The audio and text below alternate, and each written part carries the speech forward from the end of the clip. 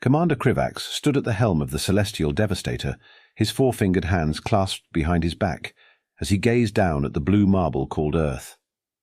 "Pathetic," he muttered, mandibles clicking in contempt. "Simply pathetic." "Sir?" Lieutenant Nova approached cautiously, her bioluminescent patches pulsating with nervous energy. "The initial scans are complete." "Let me guess," Krivax drawled, not bothering to turn around. "Their most advanced computing systems barely match our waste disposal units. Their fastest vehicles couldn't outrun our maintenance drones. Their weapons are glorified fireworks." "Yes, Commander. But the first contact protocol suggests—" Krivax waved one hand dismissively, cutting her off. "The protocol was written by bureaucrats who've never seen real combat, Nova. Look at them down there. They still burn fossil fuels. They fight over imaginary lines in the dirt. They spend their time watching moving pictures of cats. Cats, Nova." Admiral Bex's heavy footsteps announced his arrival on the bridge. "Commander, the Galactic Council expects us to follow proper procedures. These humans, despite their limitations, are still a sentient species." Krivax finally turned, his scaled skin reflecting the starlight. "The Council sent us because they knew we'd get results. Show me the weapons array status." Nova's fingers danced across the holographic display. The ship's central screen filled with images of their arsenal. Quantum destabilizers capable of unraveling matter at the subatomic level. Plasma cannons that could vaporize entire cities. Temporal disruptors that could trap targets in endless time loops. "Our smallest weapon could level their largest military installation," Krivax said, pride evident in his voice. "Their most advanced defense systems wouldn't even register our attack until it was over.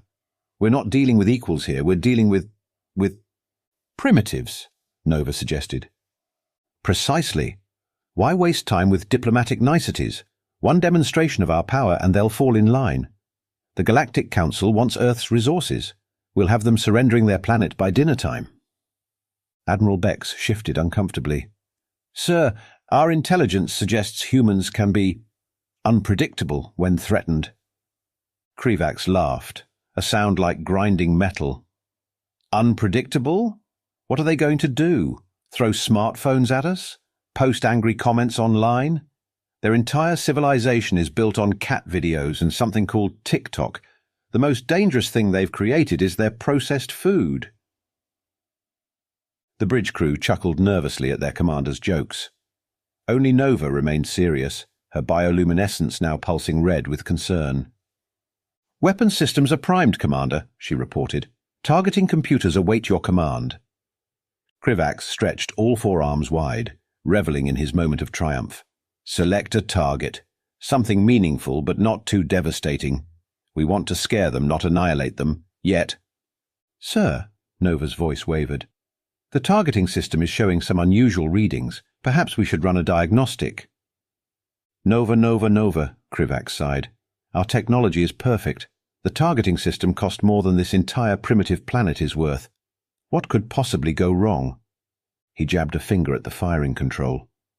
A beam of pure energy, more powerful than 1,000 nuclear bombs, streaked toward Earth's surface. Krivax watched with satisfaction as it pierced the atmosphere, heading straight for... Wait. Something wasn't right. "Nova," he said slowly. "What exactly did we just target?" Nova's bioluminescent patches had gone completely white. "Sir, according to the readings, it was an establishment called Sweet Dreams Ice Cream Parlor." "And what exactly," Krivax asked, his voice dangerously quiet, "is an ice cream parlor?" "A gathering place," Admiral Bex whispered, "for human children." The bridge fell silent as the implications sank in. Commander Krivax, conqueror of worlds, terror of the galaxy, had just made the biggest mistake of his life. And somewhere below, in the burning ruins of Sweet Dreams Ice Cream Parlor, something terrible was about to begin. "Sweet Dreams Ice Cream Parlor," Nova repeated, her voice trembling. "Located in downtown Sacramento, California, previously containing—" She paused, choking on the words. 23 human younglings, 0 survivors. Commander Krivax's facial scales shifted from their usual emerald to a sickly grey. Nonsense. Our targeting systems are perfect. Show me the replay. The holographic display flickered to life, showing their quantum beam's trajectory. It had been aimed at a military base, but somehow veered off course at the last second, striking the small shop instead. The explosion had been magnificent. A perfect sphere of destruction that left nothing but a smoking crater where children had been enjoying their frozen treats moments before. "Sir," Admiral Bex's voice carried an edge Krivax had never heard before. "The humans are broadcasting footage." The screen split into multiple feeds from Earth's primitive media networks. Krivax watched, mandibles twitching, as human recording devices captured the moment from every angle. The cheerful blue and pink building disintegrating. The small figures inside, caught in the blast. The parents outside, screaming names that would never be answered again. "Tommy, Maria, Jackson. Someone help, my babies are in there." "Please, God, no!"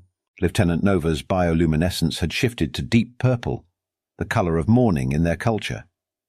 "Commander, we're detecting unusual energy signatures from the impact site." "Impossible," Krivax snapped, but his confidence was cracking. "Our weapons leave no residual energy. They're designed for clean destruction." "It's not from our weapons," Nova whispered. "It's coming from the humans." The bridge crew watched in stunned silence as their sensors registered something unprecedented. The grieving parents at the crater's edge were changing. Their biosignatures fluctuated wildly, DNA restructuring itself in ways that defied known science. "Celebrating," Krivax declared desperately. "They must be celebrating our show of force. Right? Right?" Admiral Bex pointed at a new reading on the screen. "Sir, that's not celebration. That's evolution. Rapid, targeted evolution driven by—" He hesitated. "Emotional response." "Preposterous. Emotions don't alter genetic structure. They're just releasing stress hormones or... Krivax trailed off as he watched a mother rise from her knees beside the crater. Her skin was glowing with the same energy their weapons emitted. Her eyes blazed with something ancient and terrible. "Commander," Nova's voice was barely audible. "The humans have a saying about a force they call a mother's love." "Superstitious nonsense," Krivax muttered, but he couldn't look away from the screens. More parents were transforming now. A father's muscles rippled and changed, becoming denser than neutron star matter. A mother's tears crystallized into something that defied their sensors' ability to analyze. The air around the crater crackled with power that made their advanced weapons seem like children's toys.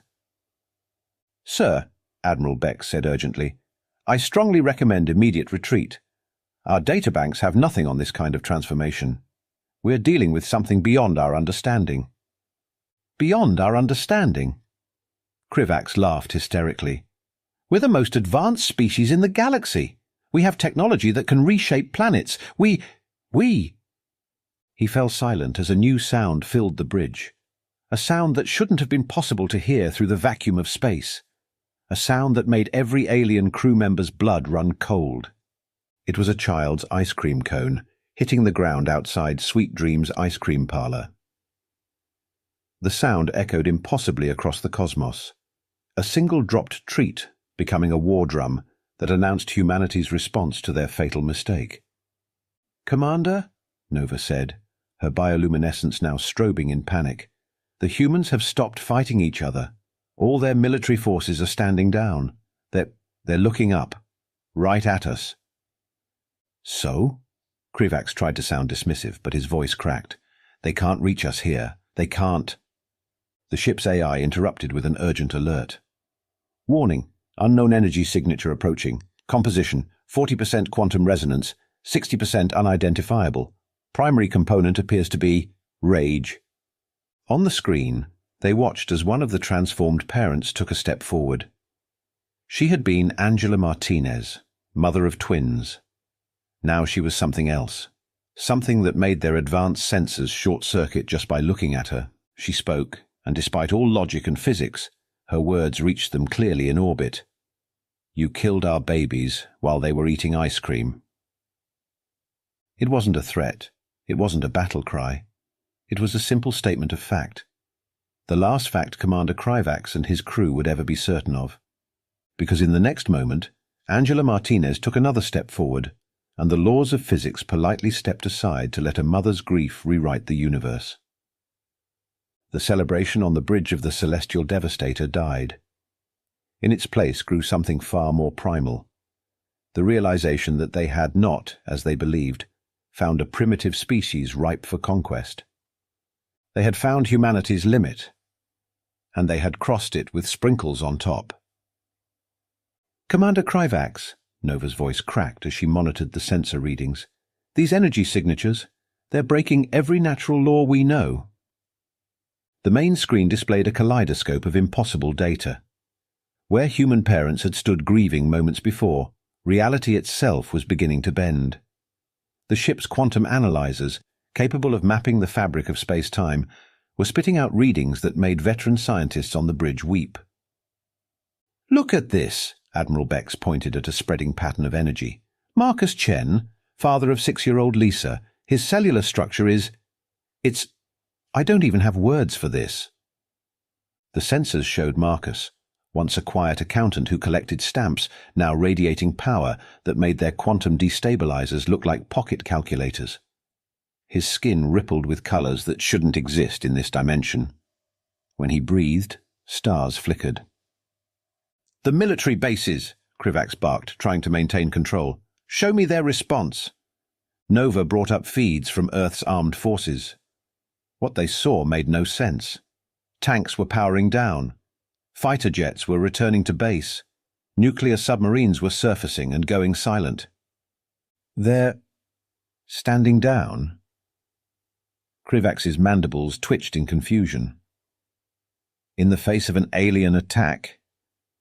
"No, sir," Admiral Bex said quietly. "They're getting out of the way." Another parent transformed. Diana Powell, whose daughter had been sharing a banana split with her best friend when the beam hit.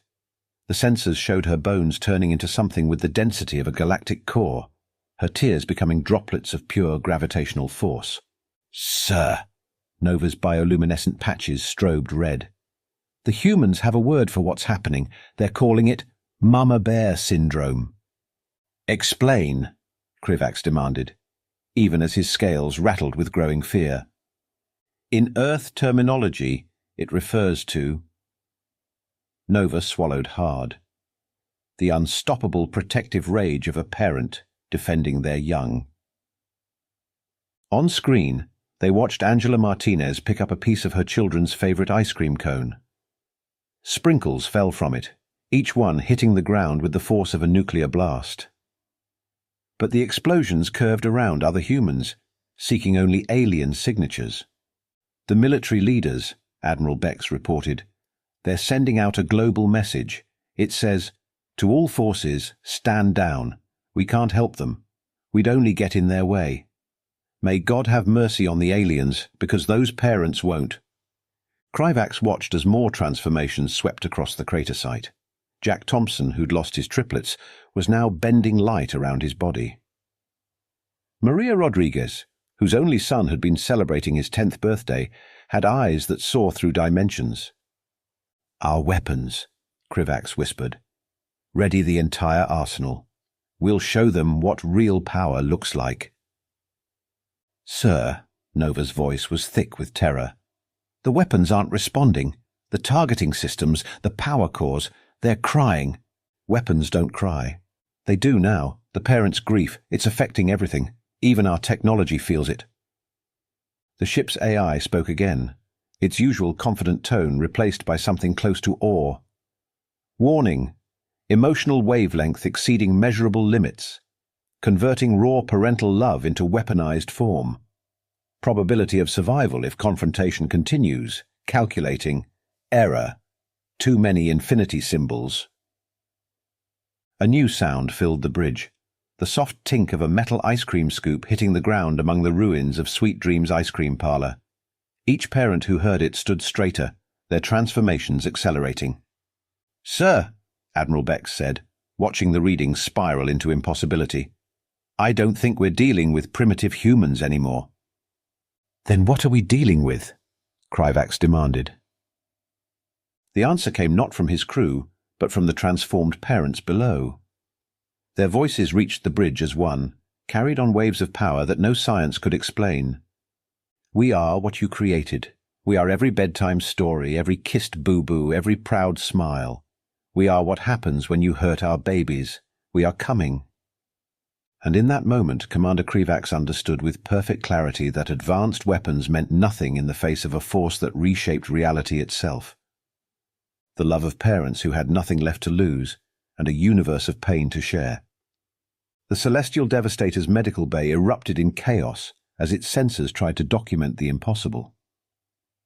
Dr. Nixis, the ship's lead xenobiologist, stared at the readings with all three of her eyes wide in horror. "This defies everything we know about evolution," she reported to the bridge. "Human DNA isn't just changing, it's rewriting the rules of genetics itself." On the main screen, Marcus Chen floated 6 inches off the ground. The atoms in his body had rearranged themselves into a lattice of pure vengeance. Where his heart had been, a miniature supernova pulsed in sync with his grief. "The governments are trying to contain the situation," Nova announced, her voice shaking. "They've sent in special forces teams with containment equipment." They watched as Earth's elite military units approached the transformed parents. The soldiers took one look at what their instruments were telling them and dropped their weapons. Several fell to their knees, making gestures their databases identified as prayers. "Interesting," Dr. Nixis muttered, focusing on Angela Martinez. "Her cellular structure. It's as if every molecule in her body has been replaced with condensed mother's love. The power output is by the void. That can't be right." "What?" Krivax demanded.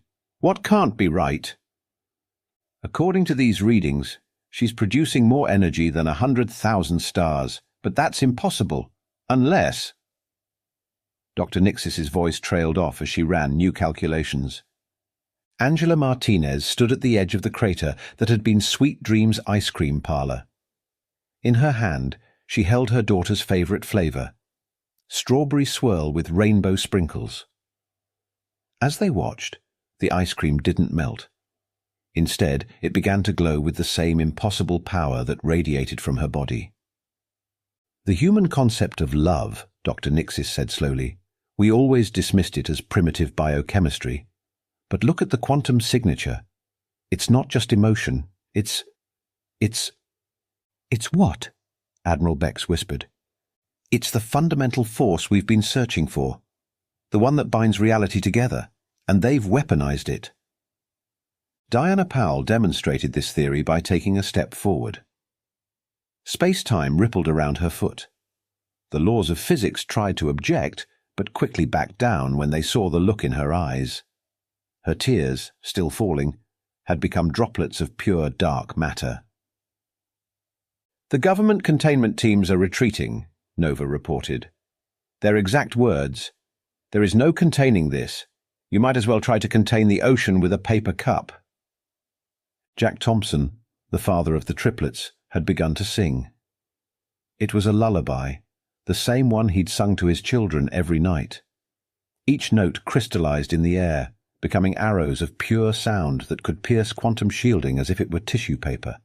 "Their transformation is still accelerating," Dr. Nixis reported, her professional detachment cracking. "The parents, they're not just changing themselves, they're changing reality to match their needs."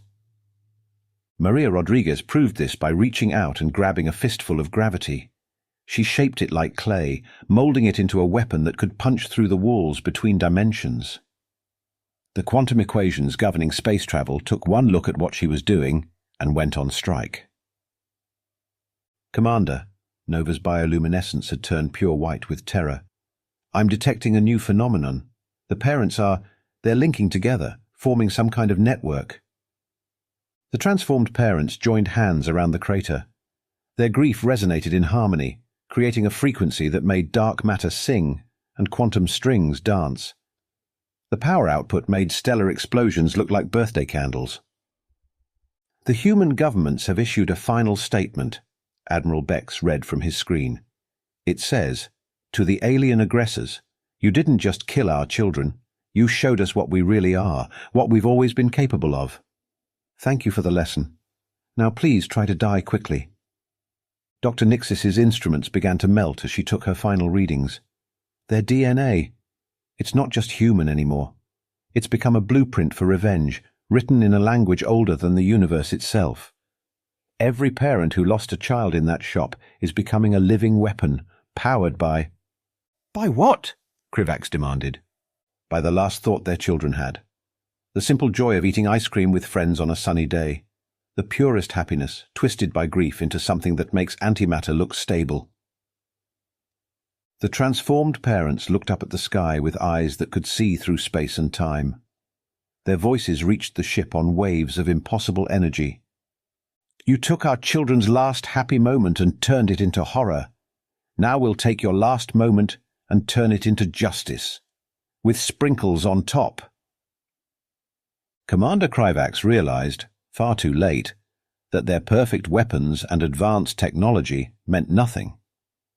They had awakened something that transcended science itself, the terrible power of parents who would reshape reality itself to avenge their children's stolen smiles.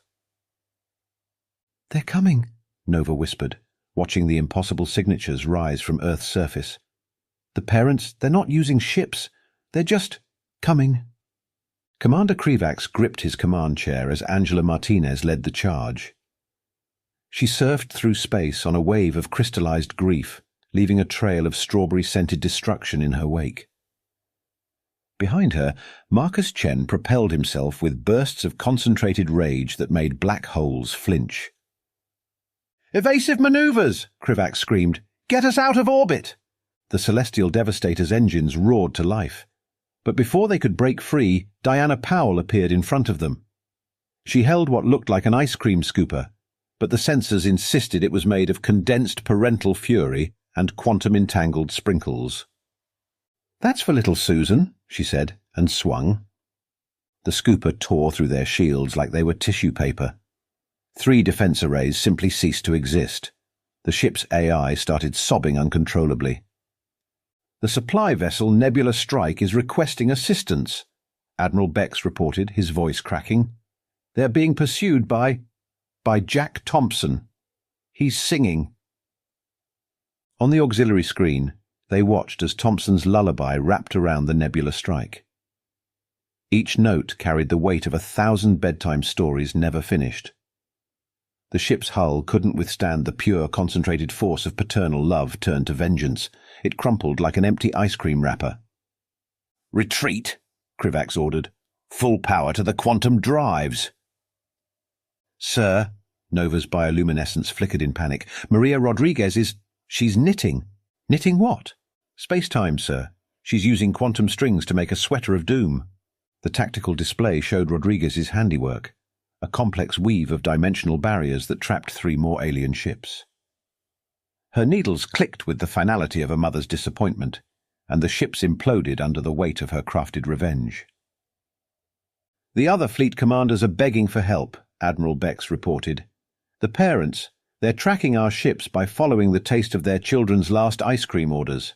Chocolate chip creates a quantum signature. Vanilla leaves dimensional scars. Rocky Road." "Don't say it." Krivax covered his auditory sensors.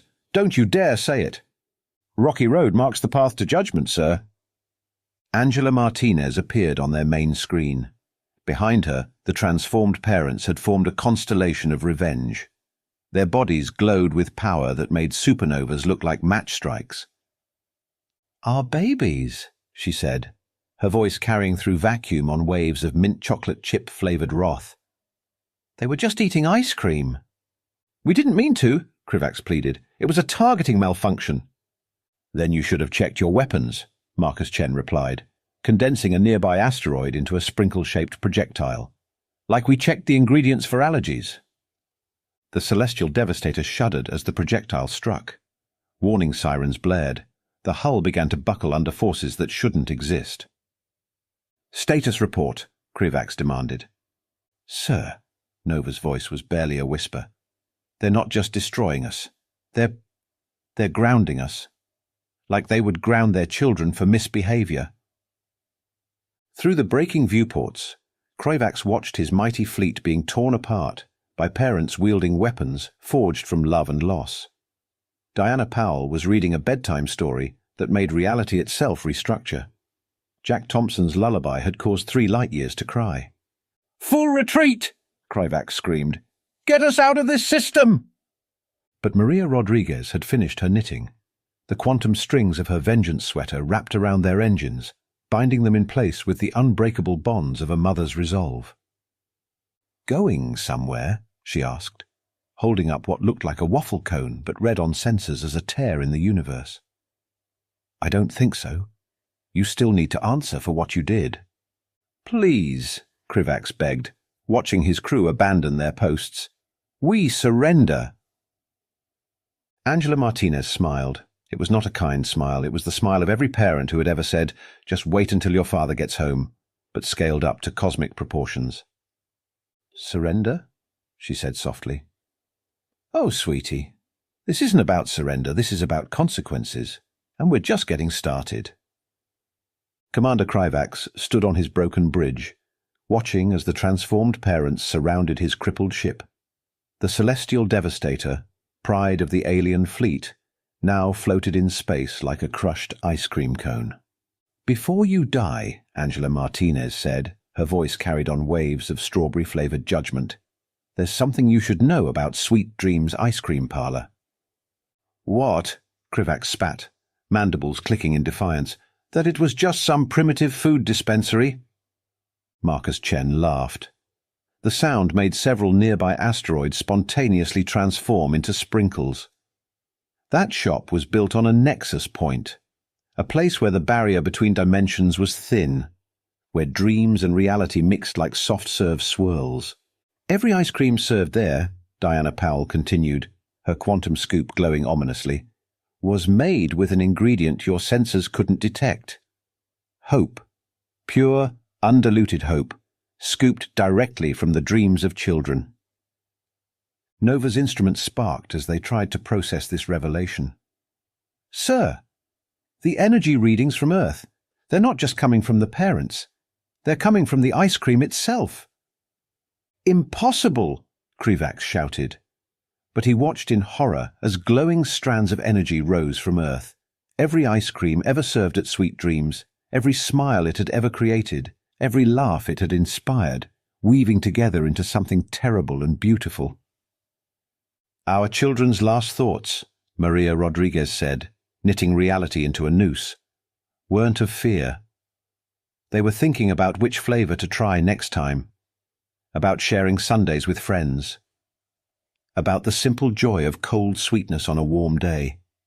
And you," Jack Thompson growled, his lullaby making stars tremble, "you took that purity and corrupted it. You turned ice cream, into a tragedy." Angela Martinez floated forward, holding what looked like a simple waffle cone. But the sensors screamed that it was actually a convergence point for all the love, hope and joy that Sweet Dreams had collected over the years, compressed into a weapon that could crack planets. "Any last words?" she asked. Kroivax raised his quantum destabilizer, the most powerful handheld weapon in 12 galaxies. "You're still just primitives. You eat frozen-flavored milk for pleasure. You—" "Wrong answer," Angela said. She tapped the cone against the ship's hull. Reality hiccuped. The mighty celestial devastator, terror of the cosmos, disappeared in a flash of rainbow sprinkles. But they weren't done. The parents turned their attention to the fabric of space-time itself. Their combined power, amplified by decades of ice cream-fueled dreams, reached across dimensions. They found every version of Kroivax's civilization, every timeline where aliens might think of harming children's joy. "Let the universe remember," they said in unison, their voices carrying on waves of Rocky Road and Butter Pecan. "Earth is protected, not by weapons, not by armies, but by the simple truth that you never ever mess with children's ice cream." The parents released their power in a final burst that rewrote the laws of physics. When it was done, they floated back to Earth, their transformations fading, but their message eternal. Years later, alien civilizations would whisper about the day human parents weaponized love and ice cream. They would tell their children to be kind, to be careful, and above all, to never underestimate the power of a parent's love mixed with rainbow sprinkles. Sweet dreams. Ice Cream Parlor was rebuilt. But now, if you look closely at the sundaes they serve, you might notice that each scoop glows slightly. Each sprinkle contains a tiny fraction of the power that reshaped the cosmos. Each bite carries a reminder. In the vast cold universe, sometimes the warmest hearts hide the most terrible power, and sometimes that power tastes like ice cream. The end.